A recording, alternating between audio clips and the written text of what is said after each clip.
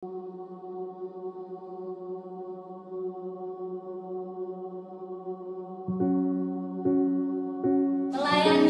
dengan kasih adalah sebuah hal yang sangat penting di dalam menjalani teladan Yesus Kristus.